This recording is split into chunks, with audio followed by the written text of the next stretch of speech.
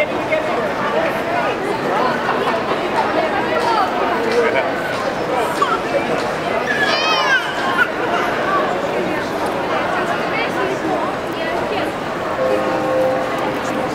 εκκλησιαστικό όργανο ακούγεται.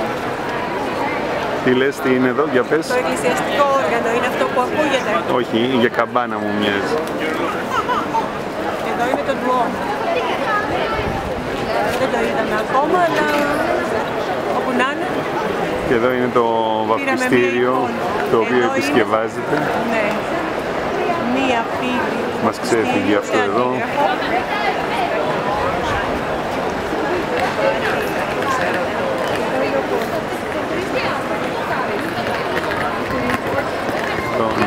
Είναι το κοφτήριο.